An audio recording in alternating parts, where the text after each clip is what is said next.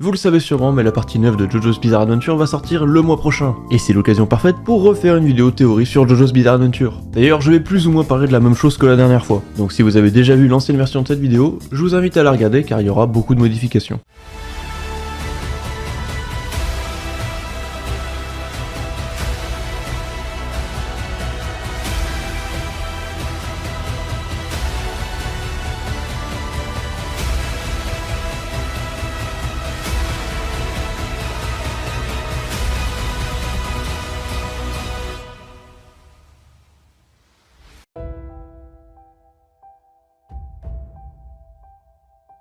Vous connaissez sûrement cette théorie, elle est très populaire malgré qu'on va pas se mentir, elle n'a quasiment aucun sens. Les stands sont les manifestations physiques de l'énergie vitale du manieur. Il arrive parfois que les stands aient leur propre personnalité, comme pour Whitesnake, Echoes ou Spice Girl, mais c'est pas le cas de Star Platinum. Et même s'il en avait un, Star Platinum est un stand assez violent, ce qui est en totale contradiction avec le comportement de Jonathan. Mais alors pourquoi autant de personnes pensent que Star Platinum est Jonathan? Alors déjà à cause d'une phrase qu'a dit Jonathan à Dio, et aussi bien sûr parce que Star Platinum est le seul stand à avoir des cheveux. Non, je suis sérieux, c'est vraiment l'argument principal de la théorie. Du coup, Star Platinum est le seul à avoir des cheveux. Enfin, si on oublie Love Deluxe qui est littéralement des cheveux, mais allez, disons que ce stand compte pas. Star Platinum ressemblerait à Jonathan.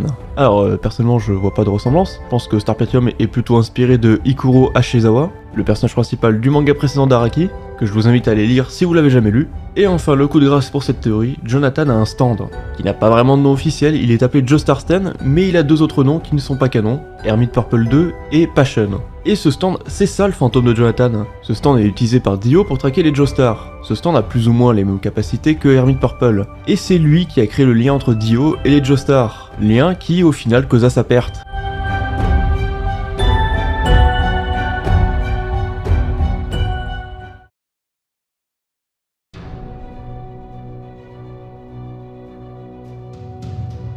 Joseph ferait semblant d'être sénile dans Diamond is Unbreakable. Joseph a 78 ans dans cette partie, et on sait que le maniement de l'onde permet de ralentir les effets de la vieillesse, dans une certaine mesure. Il est donc peu probable qu'à seulement 78 ans, Joseph soit dans un tel état. Surtout que dans Stone Ocean, il n'apparaît pas, mais il est toujours bel et bien vivant, du haut de ses 91 ans. Connaissant la personnalité de Joseph, il est clairement possible qu'il fasse semblant d'être sénile, mais alors, pourquoi il ferait ça?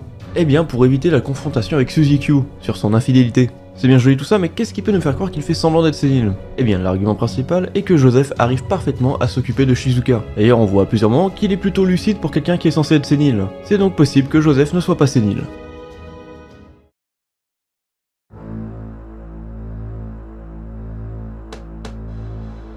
Dans l'ancienne vidéo que j'avais fait, j'avais parlé du moment où la flèche avait choisi Kira. J'avais parlé de semi-requiem, et on m'avait dit que, puisque Kira a obtenu un stand naturellement, se planter la flèche lui donnerait une capacité supplémentaire, par rapport à quelqu'un qui aurait eu son stand grâce à la flèche. Sauf que c'est bien évidemment faux.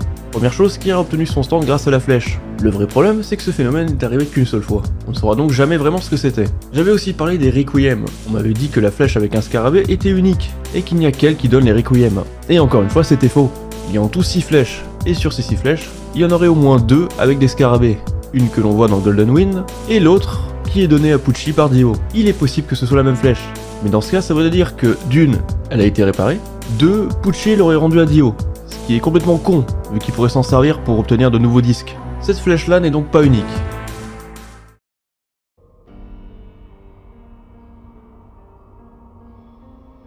Selon cette théorie, Jotaro aurait un syndrome post-traumatique suite à sa bataille avec Dio. La théorie se base sur plusieurs points. Jotaro s'est énervé quand Kira a dit Muda. Koichi lui fait penser à Kakyoin, et enfin sa réaction quand Pucci utilise des couteaux pour attaquer Jolyne. Alors les deux premiers points sont assez similaires, mais j'aimerais vous rappeler un truc. C'est pas parce qu'une personne vous fait penser à quelqu'un décédé que vous avez un syndrome post-traumatique. Quant à sa réaction face à Pucci, c'est sûrement dû au fait qu'il sait qu'il ne pourra pas vaincre Pucci s'il sauve Jolyne. En fait, le truc qui m'énerve vraiment, c'est que les gens se servent de cette théorie pour expliquer le nerf de Jotaro dans la partie 4 et 6. Sauf que bien sûr c'est faux. Dans la partie 4, on nous explique que Jotaro n'a pas utilisé son stand depuis très longtemps, ce qui explique pourquoi il ne peut plus arrêter le temps que pendant 0,5 secondes. Donc on a bien une explication pourquoi son stand est moins fort qu'avant. Par contre, dans la partie 6, il peut arrêter le temps 5 secondes. Il est donc pas nerf. Cependant, il perd 2 fois en préférant sauver Jolyne. Et c'est ça que les gens n'ont pas compris.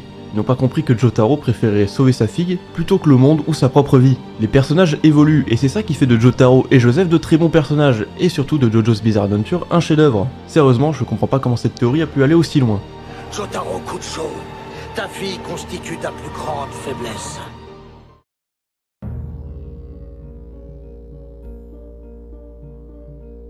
C'est marrant quand on se dit que sur l'ancienne vidéo, j'avais parlé d'une hypothétique partie 9. Et bien maintenant c'est bien réel. On ne sait pas grand chose de cette nouvelle partie, donc cette théorie ne va contenir que des suppositions qui seront probablement fausses. Pour le Jojo de cette partie, on n'a pas trop d'informations, mais a priori ça devrait être un descendant de Joseph. Et d'ailleurs je pense que Joseph aura son importance aussi dans cette partie. A mon avis, Araki ne l'a pas introduit seulement pour faire comprendre que Josefumi est l'un de ses descendants. Chose que de toute façon, on aurait pu plus ou moins deviner. En tout cas j'espère qu'on aura l'occasion de le voir dans un flashback dans la partie 9, histoire de redorer le blason d'Hermit Purple.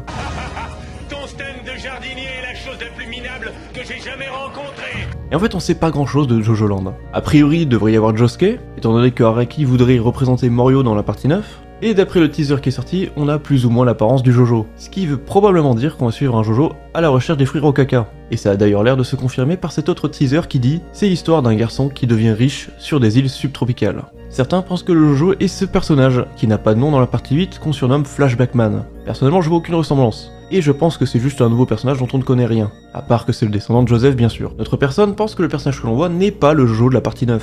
Exactement comme ce qui s'était passé pour Jairo dans le teaser de la partie 7. Mais c'est peu probable, à cause de cette étoile qui représente en général les Joestar. Et je peux vous dire que j'en ai vu des trucs délirants. Par exemple que ce serait un descendant des Joestar et des Brando. Et d'ailleurs si vous pensez ça, désolé, mais je crois que vous avez rien compris à la fin de Stone Ocean et Steel Ball Run. De toute façon, on n'a quasiment aucun autre élément. Et c'est sur ça qu'on va s'arrêter. J'aurais pu parler d'autres théories, comme celle qui dit que Anasui est Diavolo, qui vit une autre de ses morts. Mais bon, cette théorie est bien sûr du troll vu qu'elle n'a absolument aucun sens. D'ailleurs, le créateur de la théorie avait prévenu avant même d'en parler. Sur ce, merci d'avoir regardé cette vidéo, j'espère qu'elle vous aura plu. N'hésitez pas à vous abonner si ce n'est pas déjà le cas, et surtout à me donner vos suppositions sur les théories dont j'ai parlé, ou même à me proposer vos propres théories. Je vous donne donc rendez-vous au mois prochain pour une nouvelle vidéo théorie.